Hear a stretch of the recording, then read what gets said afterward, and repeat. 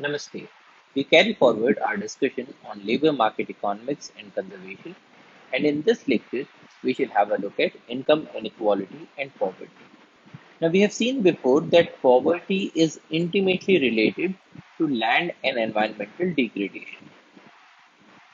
Now, this is because poverty increases the amount of pressure on natural resources, because of which an overexploitation of natural resources becomes much more likely, whether it is for fuel wood, or it is for agriculture, or it is for meeting the daily needs of different people.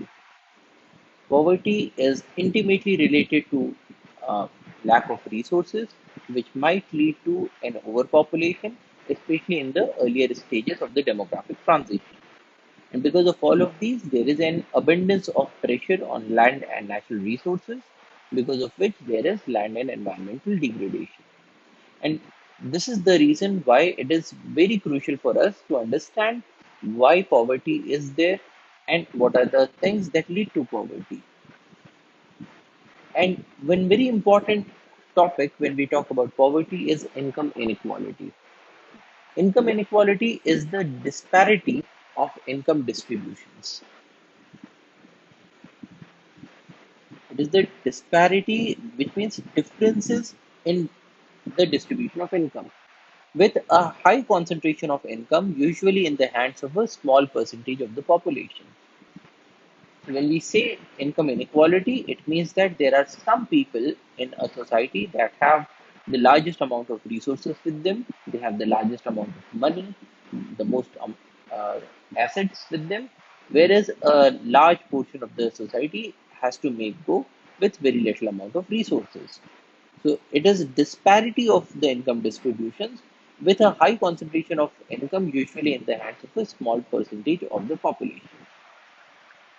So it means that even though the society in total would be having a large amount of resources, but because these resources are concentrated in the hands of a few people, so in that case, a large number of people would be poor, and this poverty might lead to degradation of the land and the environment. It manifests itself in wealth disparity, disparity in standards of living, and disparity in human development indices. So it results in a disparity in wealth, that is the amount of money that people have, disparity in the standards of living. So in the same society, you can have people who are using LPG or say electricity, and you will also have certain people who are using fuel wood, and disparity in the human development indices. And disparity in the human development indices is one of the major reasons why poverty continues. Because a person who is born into a family that is poor has less access to things like education or health. Now, in the absence of education, or in the or with a little amount of education, this person would have little chance to move up in the economic ladder. So, a lack of education would mean that this person would not be earning large amounts of money when he or she grows up, and that would mean that this person would continue to remain poor. Similarly, in the absence of sufficient health infrastructure and access to health services, it is also possible that the person remains sick for a large portion of his or her life, which would reduce their efficiency. And with a reduced efficiency, a person's ability to earn also reduces, which also keeps the person more and more into poverty. Now, income inequality can be observed at the global stage and also at the local stage.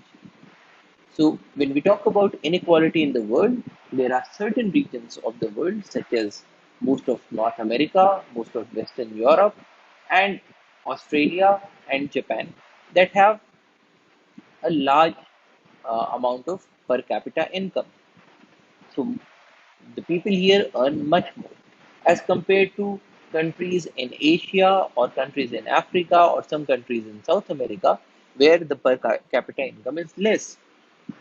And because the per capita income is less, so the wealth levels also become very less.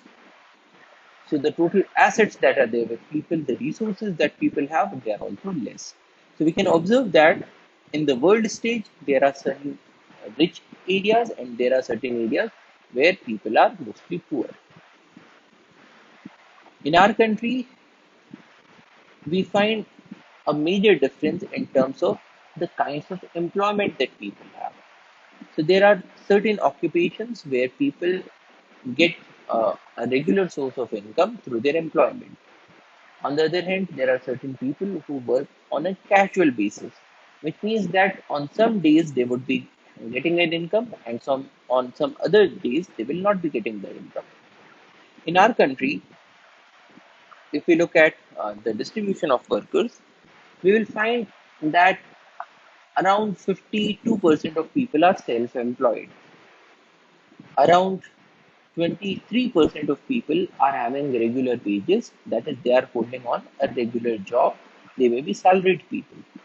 And around 25% of people are casual laborers.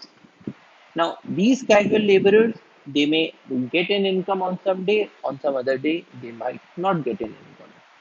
When we talk about this, the people who are self-employed, it includes the professionals such as doctors and lawyers, but it also includes a large number of poor people, especially the small um, shopkeepers or people who till their own lands, the agriculturalists.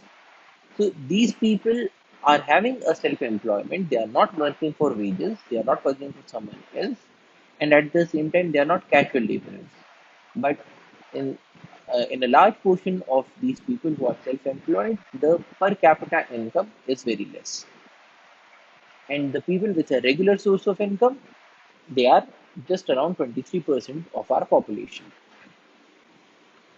Now, if we look at changes over time, so the number of self-employed or the percentage of self-employed has hardly changed in between the years 2011-12 to 2017-18.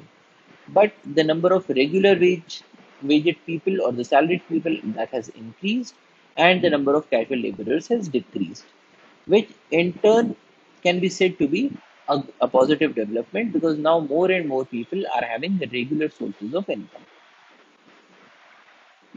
So this is the status of employment.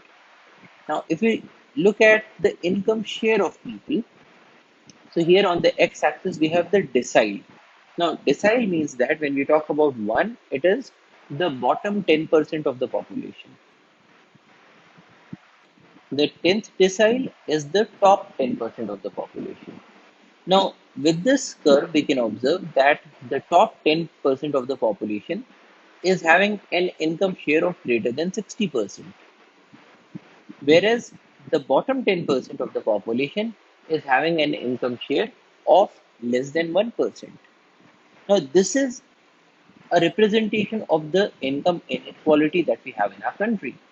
There are certain people who have, that is, top 10% of the population who have a major share of the total earnings of our country. More than 60% of the income is being earned by only 10% of the people. On the other hand, there are other people who fall in the bottom 10% who do not earn even 1% of the earnings of the country.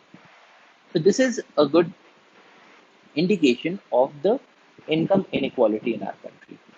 Now, we can convert this curve into the cumulative income share. Now, when we talk about the cumulative income share, what happens here is that when we talk about the second decile, so we are adding the income of the second decile plus the income of the first decile, so that it becomes an increasing curve. The third decile will include uh, the incomes of everybody in the bottom 30% of the population. So in this case, we are adding up the incomes.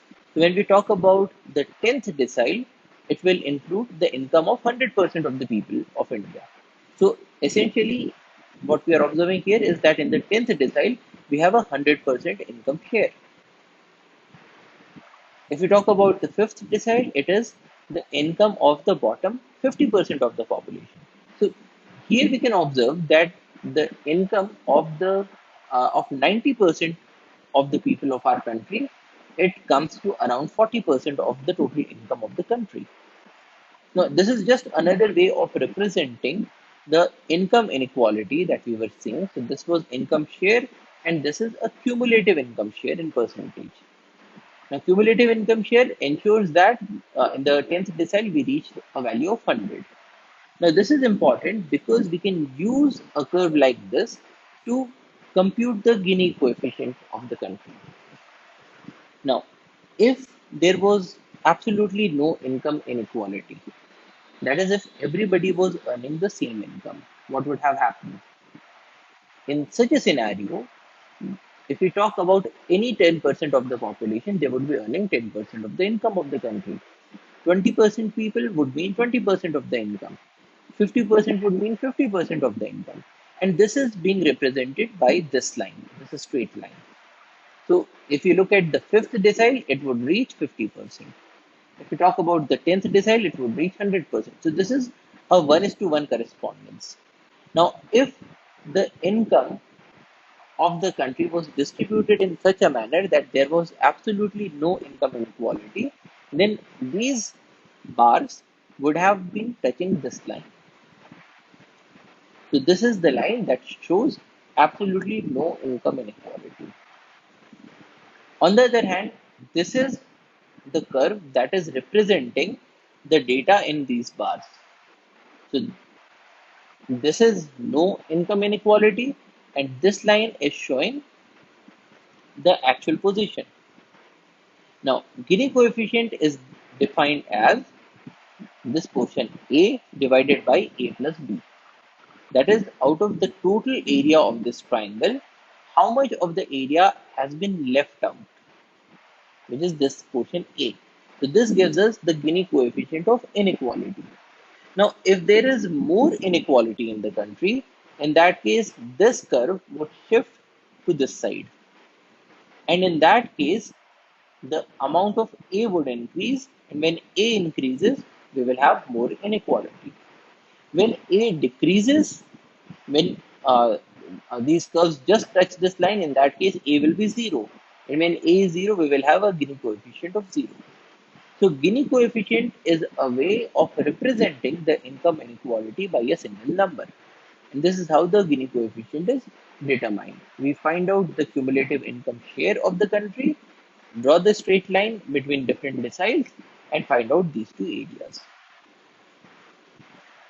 So one thing is very clear that in our country we have income inequality. So we saw that there is income inequality at the global level, and we also have income inequality at the national level. Now, this income inequality manifests itself in the form of a number of indicators. So, if we look at the indicators of inequality, so this is data from the Economic Survey of India. And if we look at the per capita net state domestic product at current prices, that is 2011-12 series, as on date 1st of August 2019. So, what we are observing here is that for any state, we can find, or say for most of the states, what we find is that the per capita net state domestic product has been increasing with time. That is, overall, the income levels of people has been rising because the total produce of the state has been increasing, and it has been increasing at a rate that is faster than the growth of the population. So, which is why we are observing an increase in the per capita state domestic product. But if we look at different states on for any year, so let us see 2011 and 12. So the per capita net state domestic product for Andhra Pradesh was 69,000 rupees, but for Goa was more than 2.5 lakhs of rupees. For Haryana, it was above a lakh of rupees. So what we are observing here is that different states are having different per capita net state domestic product. In the case of Bihar, it was less than 22,000 rupees. So the per capita net state domestic product of Bihar was less than 10% of that of Goa, which is telling us that there are certain states in which people are earning way more than what people are earning in the other states. As much as a as a greater than 10 times difference. So this is how we can observe the income inequalities at the state levels. So even within the country, we are observing that different states have been having very different per capita state domestic product. And for most of the states, though it has been increasing, but still we are finding that there are large differences. If you look at 2017 and 18, Bihar, the figure is less than 39,000 rupees, but for Goa, it is around 4 lakh 22,000 rupees. So here again, even though both have increased in their per capita net state domestic product, so Goa has increased from 260 to 422, Bihar has increased from 21 to 38, but still the inequality remains.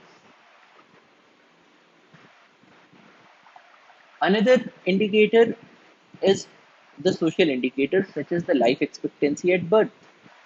So while the life expectancy at birth in the year 2013 to 17, if you look at Bihar, it is 68.9 years, but in Maharashtra, it is 72.5 years.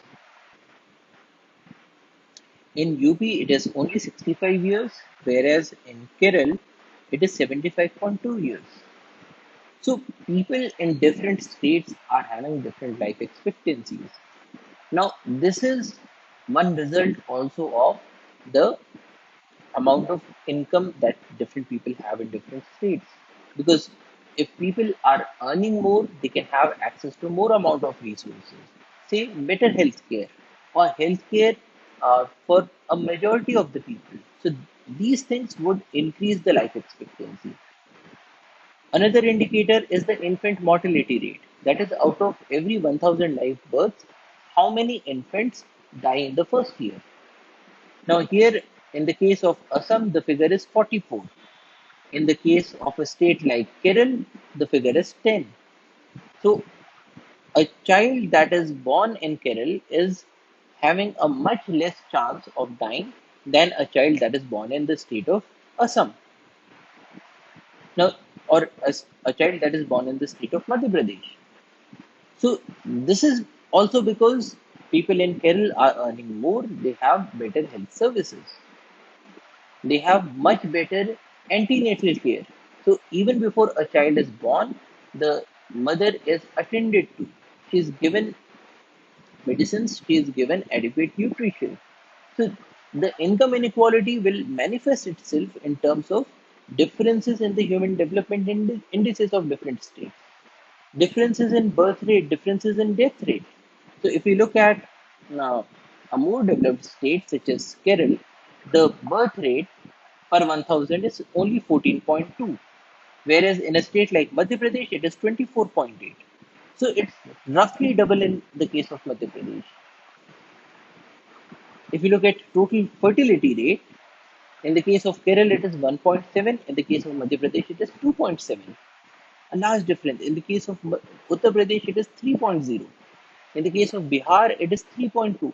So, what we are observing here is that there are different inequalities, not only in the economic criteria, but also in the social criteria, in the demographic criteria.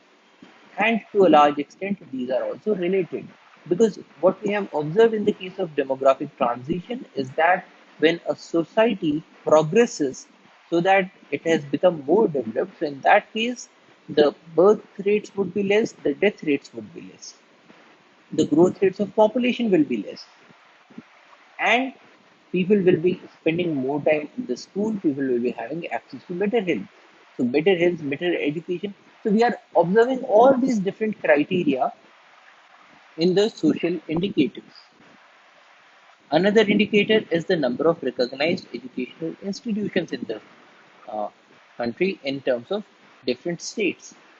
So here we can observe that the number of education institutions in a state such as Karnataka is much greater than what we have in Arunachal Pradesh or in a state like Meghalaya.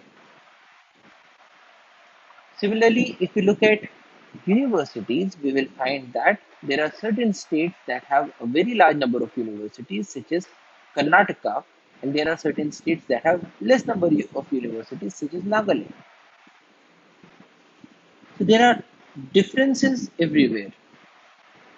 The number of recognized educational institutions in uh, states such as Uttarakhand, we have only two institutes under the ministry, under different ministries, whereas in West Bengal, we have as high as 12. Now, what is happening here is that the more the number of institutes that you have in terms of educational institutions or institutions under the government, the better is the opportunity that is available to the people that are residing in those particular states. So they have access to more institutions, they have access to more number of educational institutes where or training institutes where they can learn things. Or if we have a look at the state-wise literacy rates. Now, if we take any state in a large possibility, the literacy rates would be going up. So if you look at Jharkhand, it was 12.9% in 1951, and now it has reached as high as 66.4%. But then here again, there is a difference. So if you look at a state like Kerala, in 1951 they had 47.2% literacy rate. A state such as Madhya Pradesh had to reach till the year 1991 to reach that state. So in the year 1991, we had 44.7% literates, and Kerala was having a much greater percentage way back in 1951. Now, more the literacy rate means that people have access to more job opportunities. They have access to newer technologies, newer developments. They can incorporate or they can imbibe any new developments much faster because they are literates. And even today, we can find that there is a difference in the literacy rates across different states. So, in a state such as Bihar, the literacy rate is 61.8%. In a state of Himachal Pradesh, it is around 83%. In Kerala, it is 94%. So, here again, what we are observing is that we have different indicators that are showing that different states are not the same. There are differences. Or if we have a look at the number of households or the percentage of households with access to safe drinking water in India. In the state of Andhra Pradesh, as many as 90.5% of households were having access to safe drinking water in the year 2011. So this is the census data. But in 2011, they had 90.5% of people with access to safe drinking water. In the state of of Haryana, it was 93.8%. Himachal Pradesh, 93.7%. But in the state of Jharkhand, it was as less as 60.1%. Now, if people in a state do not have access to safe drinking water, it means that there is a greater possibility of those people falling ill to waterborne diseases. So these indicators tell us what is the state of living in different states. A person who is much more uh, probable of falling ill because of waterborne diseases will probably not be that efficient than a person who is safe from these diseases. Because ultimately, when a person falls sick, the efficiency to do work reduces. People will have to take leave. And so, these are all different indicators that give us an idea of the level of income that people will be having. So, if people have more access to health and education, probably their incomes will go on increasing. If you look at the population in different states, it is different. If you look at population under different age groups, child sex ratio, now child sex ratio is also a very good indication of the level of development of the society. Because if the society is giving equal weightage to the girl child and the boy child, in that case we will find a much higher child sex ratio. It would tell us that there are very less cases of female infanticide or female feticide. And this is what we are observing.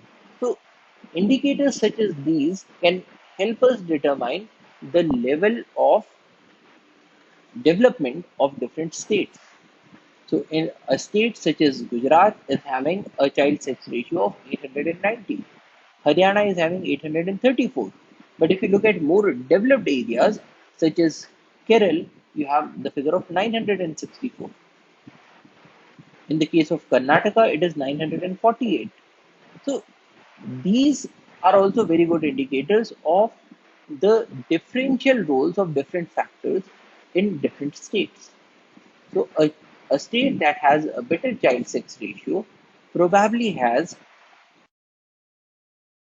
of women as compared to that of men, which would mean that later on, when these girls get into the age of employment, they will be having better chances of getting an employment, which would mean that they would also be earning. So, in a family, when more and more number of people are earning, the income would go up for the family as a whole. Whereas for a family in which only the male members are earning, the income is just half. Similarly, we can have a look at other factors such as the percentage decadal growth or the sex ratio at birth or the school education quality index, and all these factors are different between different states. And these differences will also manifest themselves in terms of all these different ratios, maternal mortality ratio, under 5 mortality ratio, education that people are getting, and so on. So, this brings us to the topic of poverty. When we have an income inequality, then in the same state or in the same society, we will have certain people with more income, certain people with less income, certain people with more wealth, certain people with less amount of wealth. So that brings us to the definition of poverty. Poverty is a state or condition in which a person or community lacks the financial resources and essentials for a minimum standard of living. So, poverty is a state or it is a condition in which a person or community, what it means is that we can have poverty at the level of a person, or we can also have poverty at the level of a community, which means that in a community there can be certain people who are rich and certain people who are poor, or we can have a community that itself is rich or poor. So we have observed that in the case of different states, there are certain states that have more resources. So we will say that those are the richer communities, and there are certain states with lesser resources, and we can say that those are poorer communities. And poverty will be defined as a state or condition in which a person or community lacks the financial resources and essentials for a minimum standard of living. So, we are not talking about a very luxurious life, but we are saying that the minimum standards of living, how easy it is for people in those communities to meet the minimum standards of living. And in this case, we can define two different kinds of poverty. There is absolute poverty and relative poverty. Absolute poverty is a condition characterized by severe deprivation of basic human needs, including food, safe drinking water, sanitation facilities, health, shelter, education, and information. So, absolute poverty is characterized by a severe deprivation of basic human needs. On the other hand, a relative poverty is a condition where a household's income is lower than the median income in the particular country. So, the difference between absolute and relative poverty is that absolute poverty says that people are unable to meet the basic requirements, whereas relative poverty says that even in a community where people are able to meet their basic requirements, there will be some people who have more income and some people who have less income. So the people who are earning less than the median income would be said to be poor in terms of relative poverty. So a condition where a household's income is lower than the median income in that particular country, that is, the people who fall in the bottom half, we will say that they are the relatively poor people in that community or that country. So it is possible for a person to be relatively poor but not absolutely poor. Because in the case of a person who is relatively poor but is having access to sufficient amount of nutrition, sufficient access to health, sufficient amount of education, but still there are people in that community that are earning way more. So in that case, we will say that this person is not absolutely poor, but is relatively poor when compared to others. At the same time, there can also be a situation where everybody is absolutely poor, and in that case, it is possible for a person to be relatively rich but absolutely poor, which means that the community in itself is having such a huge lack of resources that even the better off people are unable to meet the basic human requirements of health, education, information, and so on. So this is the difference between absolute poverty and relative poverty. Absolute poverty talks about a severe deprivation of basic human needs, and relative poverty talks about a comparison with other people in that country or community. Now, absolute poverty depends not only on income but also on access to social services, which means that you can have people who have a very less amount of income, but if they are provided the basic human needs of shelter, education, nutrition, and so on by, say, the government, or they are provided these amenities by, say, an NGO, then they will cease to remain in an absolute poverty, even though their income levels are very less,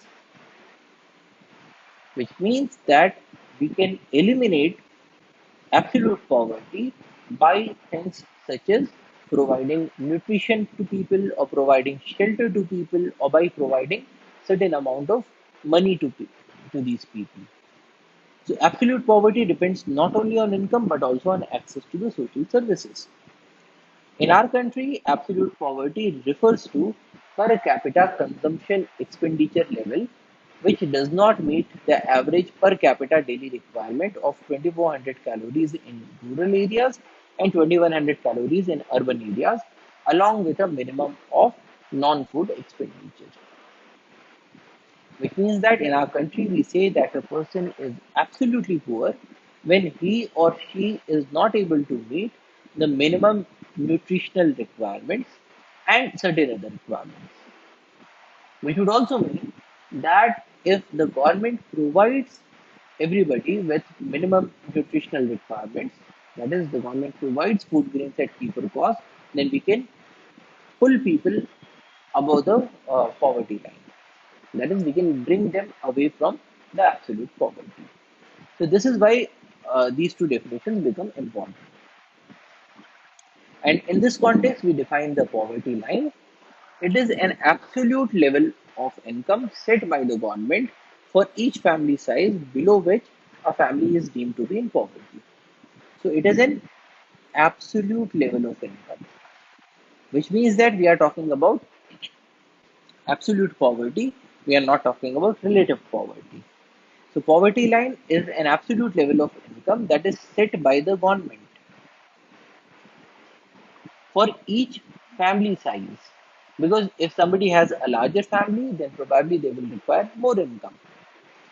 And if the income of the family is less than this absolute level that is set by the government for that family size, then we will say that this family is below the poverty line. And in this context, we also define the poverty rate or the head count ratio. Poverty rate is the percentage of the population whose family income falls below an absolute level called the poverty line. That is, when we are talking about the poverty rate, we are asking the question that of all the families in our country or in a state, what is the percentage of families that are below the poverty line? That is, they are below this minimum criterion or the minimum level that has been set by the government. So, more the number of families that are below the poverty line, more will be the poverty rate, also known as the head count ratio. And in our country, if we look at the head count ratio, it has been decreasing over time. So in 1973-74, around 50% of people in urban and even more so number of people in the rural areas, they were below the poverty line. But in the year 99 2000, this figure had come down to less than 30%.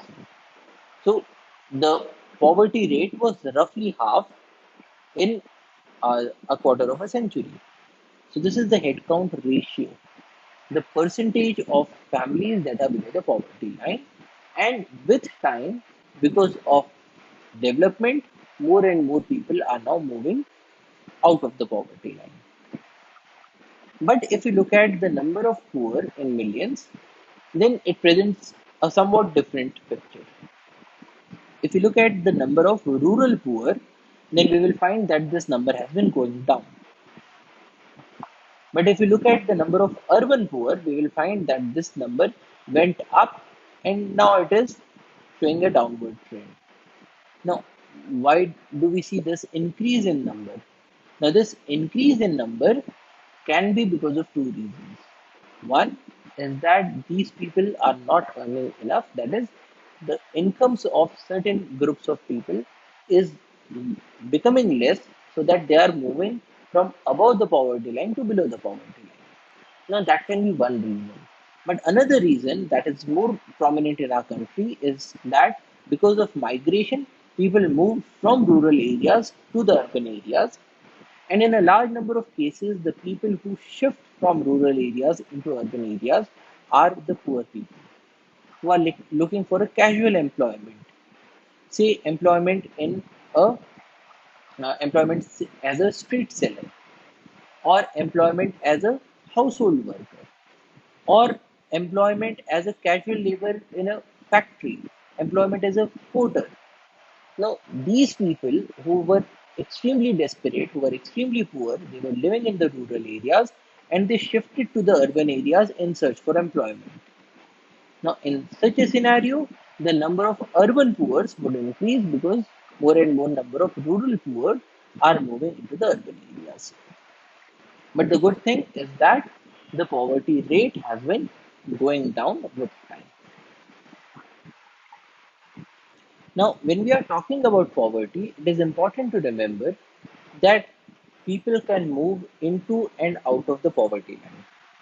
That is, there can be times where people are more poor and there can be times where people are less poor.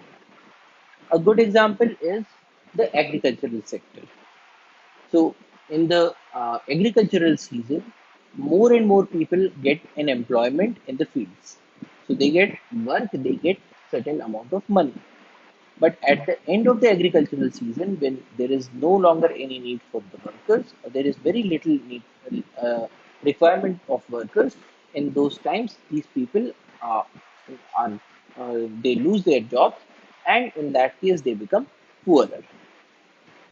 So we have certain categories of poverty. The first category is always poor. So if this is the poverty line, that is on the y-axis we have the income, on the x-axis we have the time. And if this is the poverty line, and if the income of a family or a household is it is going up and down with time, but at all points of time it is below the poverty line, then we will say that these people are always poor.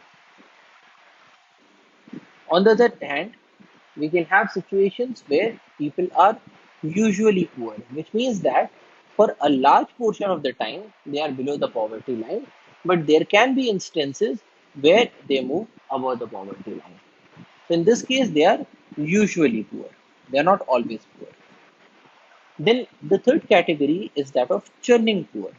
So, these are those households that are regularly moving in and out of the poverty line. So for certain periods of time, they are below the poverty line, and for certain periods of time, they are above the poverty line. So this is known as churning poor. On the other hand, we can also have occasionally poor people.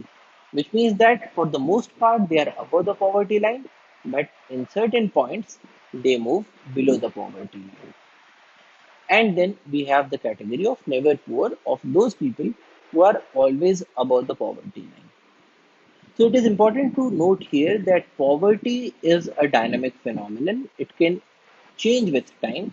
So a person who is absolutely poor can become a non-poor in certain seasons when they are getting employment, or probably when they get remuneration by selling the agricultural produce. So there could be certain points of time where these people are no longer poor. But then they, uh, the people who are not poor, they can also move into the poverty line. So this is a dynamic concept. Now, the next thing to note is that the income distribution and poverty rate don't completely quantify the inequality. Now, in this case, we are interested in conservation economics to know the situations or the circumstances where poverty would lead to a greater environmental degradation. And what we have seen so far is that when people are poor, then the amount of pressure that each household puts on the environment, in certain cases, it is much greater than if these people are moved out of the poverty line. But then this is not the complete story. So basically, we can say that people who are very rich are also putting a very large amount of strain. People who are very poor are also putting a very large amount of strain. But then the people in between are putting probably a lesser amount of strain on the environment. So how can we make those people who are very poor a little less poor? Is income the only criterion? And the answer is no. Because what matters is not the income, but the ability to maintain a good standard of living. So essentially, if there is a household that is earning less, but we are able to provide it with education, health services, adequate nutrition, then probably we would be able to shift them from the very early stages of demographic transition, probably to a later stage. That is, we are interested in making these people a little less poor by providing them with all different sorts of facilities that are necessary for the maintenance of the minimum basic standards of living, so that the amount of pressure that this household is putting on the environment, it reduces. That is, probably we increase their living standards to such an extent that it is now possible for them to, say, purchase fertilizers, so that their crop productivity increases, and the amount of pressure that they are putting on the forest, it reduces, because they now no longer require very large portions of land, because the productivity increases. Or with adequate amount of health services and education, we can make them come to the conclusion that yes, our children are going to survive. It's not the case that that the majority of our children are going to die, which means that even if we have one child or two children, they are going to reach till adulthood. Now there is no longer a need to have a larger family. So, if that is our aim, to use the concepts of poverty to aid conservation, then how do we analyze this situation? Is providing income the only way out? The answer is no. So, what matters is not the income, but the ability to maintain a good standard of living. And this ability is also affected by things such as in kind transfers. In kind transfer is transfers to the poor given in the form of goods and services rather than cash, which means that in place of giving the poor people with money directly to purchase food at the normal market prices, what the government does is that it provides them with certain amount of rations every month, either free of cost or at a very nominal rate. And when the government does that, it is able to raise their nutritional level of standards. Similarly, the poor people get access to health facilities.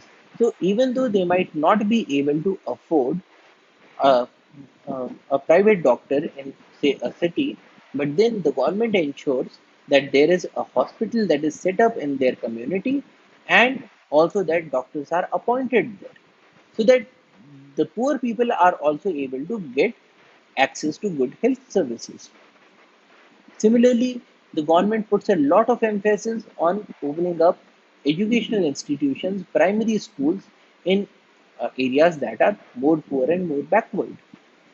The government puts a lot of emphasis on setting up things such as clean sanitation or provisioning of clean water in areas that are very poor. So, in this case, the government is not providing money to the people, but the government is providing them with facilities in the form of in kind transfers, and those are also able to raise the standards of living. So, when we saw here that the headcount ratio it has been going down, a major factor is also because in our country, the poverty line is defined by the amount of nutrition that people get. 2400 calories in rural area and 2100 calories in urban areas. But with the government programs and policies, we have been able to provide people with this amount of rations so that they are able to get this amount of nutrition. Another thing is the economic life cycle, the regular pattern of income variation over a person's life. So we observe here that there is a regular pattern of variation in income. So in certain points of time, people have more money, in certain points of time, they have less money. And a very important thing in this case is the retirement. Now, people earn money when they are in the employable age. But when people become old, then they do not find employment. So in that case, their income reduces by a very drastic amount. So because of that, retirement planning is important. So the income is less to begin with, then it rises with age and sharply reduces on retirement. If retirement planning is done properly, a decrease in income will not reflect as a decrease in the living standards. And this is what the government is also emphasizing these days. So the government has brought up a number of programs that provide people with facilities for better retirement planning, things like old age pensions.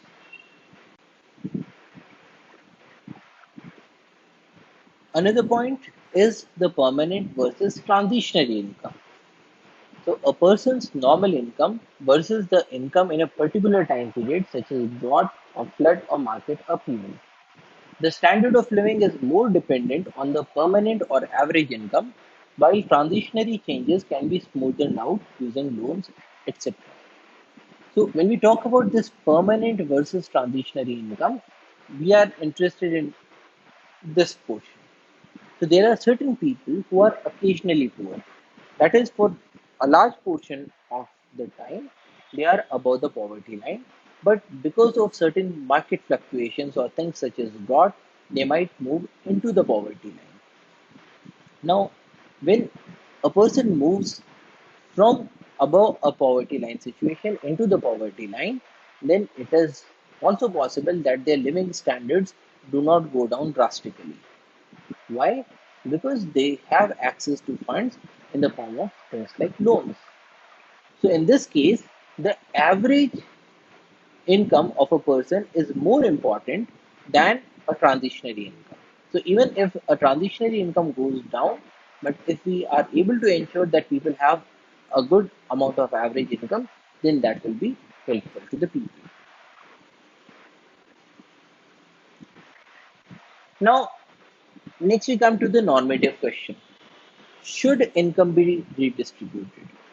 So when we talk about poverty, one way of reducing poverty is by taking the money from the rich people and giving it to the poor people. The question is, should the government do it?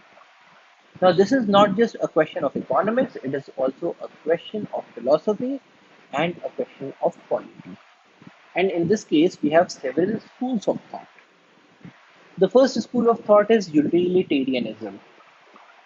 It is the the political philosophy according to which the government should choose policies to maximize the total utility of everyone in the society, where utility is defined as a measure of happiness or satisfaction. So, utilitarianism says that the aim of the government should be to keep the maximum number of people happy or satisfied. Now, in this case, because we have the law of diminishing marginal utility, it means that a person who is having a large amount of income is probably gaining a lesser amount of happiness or satisfaction with each increase in the income. What, in other words, what we are saying is that if there is a person who is earning, say, 100,000 rupees or 1 lakh rupees, and if the person shifts to earning 1 lakh 1,000 rupees. Now, this is case one. The second case is a person who is earning, say, 200 rupees, and he is also earning now 1,000 rupees more, so 1,200 rupees. So, this is case two. Now, in this case, what happens is that a person who is already earning a large amount of money, 1 lakhs of rupees, for this person, this change of 1,000 rupees, it will not lead to a very large increase in happiness, because percentage wise, this change is very less. And also, the resources or the utilities that this person wants to have in his life, they have mostly been already accumulated. So this 1,000 rupees will not make a very big change in the life of this person. But if you look at case 2, a person who was earning just 200 rupees, you give him 1,000 rupees and he is now earning 1,200 rupees. Now in this case, there is a six-fold change in the income. So even though the absolute change is only 1,000 rupees in both the cases, in the first case, the change is very minuscule, around 1%, whereas in the second case, it is as high as 6 times. So, utilitarianism would say that there is a case of taking money from the rich people and giving it to the poor people, so that in total, the amount of happiness or the satisfaction in the society it increases. So, because of the law of diminishing marginal utility, the utilitarian perspective would say that income redistribution will help maximize the utility of the society. So, this is one school of thought. Another school of thought is liberalism, the political philosophy according to which the government should choose policies deemed as just. So the government should make those policies that are just policies as evaluated by an impartial observer behind a veil of ignorance.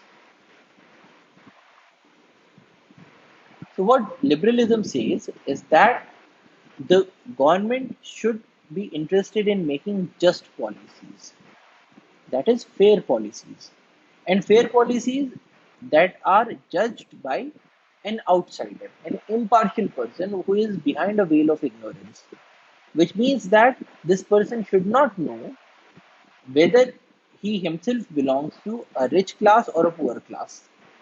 So, suppose a person is given this option that he can be born into a rich family or he can be born into a poor family, but he does not know whether he will be born into a rich family or a poor family. Now, if you ask this person to make the laws or the policies, then probably those will be the best policies, because this person would take care of the interest of both the rich as well as the poor. So these will be fair policies, because he might be born as a rich person, in which case if he had made policies to favor only the poor, then he will be negatively influenced. On the other hand, he may even be born a poor person. So if he had made policies that favor the rich, in that case he will be negatively impacted. So given that a person does not know whether he will be born rich or poor, and if you ask such a person to make the policies, those will be the most fair policies. So this is what liberalism says. And it talks about the maximum criterion or maximizing the minimum utility. So the people who have the minimum utility, the fair policies would try to maximize their utility. The claim that the government should aim to maximize the well-being of the worst of person in the society. So in the case of liberalism, it says that the government should try to help the most poor people. And while this criterion suggests income redistribution, so some amount of income redistribution is okay according to liberalism. The veil of ignorance would suggest that complete equality would remove the motivation to work to the detriment of the society. So liberalism says that yes, some amount of income redistribution should be done, but it should not be done to equalize everybody.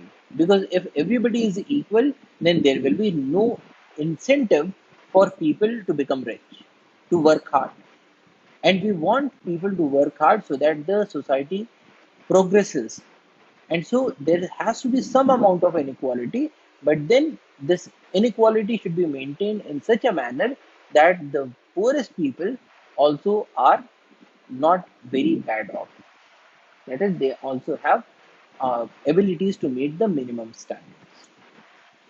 So this is liberalism. So it suggests that some income redistribution should be done, but some inequality should remain to motivate people to work. And redistribution of income should be done in the form of social insurance so that the worst of people are also protected.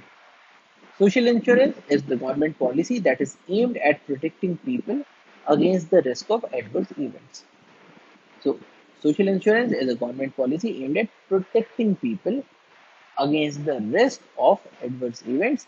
So, it means that when we make the policies, then liberalism would say that if somebody becomes very poor, if there is, say, a drought, then there should be policies that help these people. Another school of thought is libertarianism, the political philosophy according to which the government should punish crimes and enforce voluntary agreements but not redistribute income. So, this is another extreme. It says that the role of the government is to punish crimes and enforce the voluntary agreements but not to redistribute income. Equality of opportunity is more important than equality of incomes. And once the rules of the games are established, the government should not alter the result. So libertarianism says that the government should only be interested in making the institutions, maintaining the institutions that promote the rule of law. But once you have the system, then a person should be allowed to remain in whatever state he or she is in. So if somebody is poor, even though the system is just, but if somebody is poor, the government should not help that person. So this is another school of thought. So what we are observing here is that when we talk about income redistribution, we can move from utilitarianism, which says that everybody should be made equal to maximize the utility, to the other extreme, which is libertarianism, which says that even if somebody is poor, we should let that person remain poor. So this is a normative question.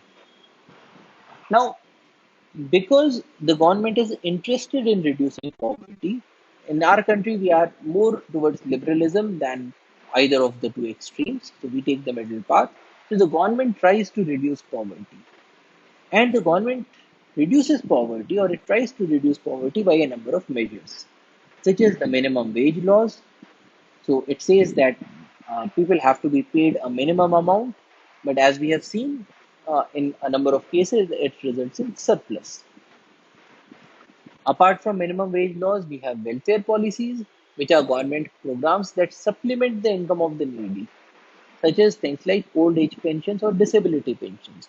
So people who are very old or people who are disabled, they are provided with certain amount of government money to supplement their incomes because they are needy. We also have negative income tax, which is a tax system that collects revenue from high income households and gives subsidies to the low income households. So in our country as well, we have income tax that is a progressive tax which means that if somebody is earning more, then a larger share of income is taken from that person. But at the same time, the government also provides subsidy to the poor people. So negative income tax is also used. In-kind transfers are used, such as provisioning of food grains at subsidized prices. And we also have anti-poverty programs and work incentives, such as the Mahatma Gandhi National Rural Employment Guarantee Scheme. But to bring the income inequality to zero or not still remains a political question. So that's all for today. Thank you for your attention. Jai Hind.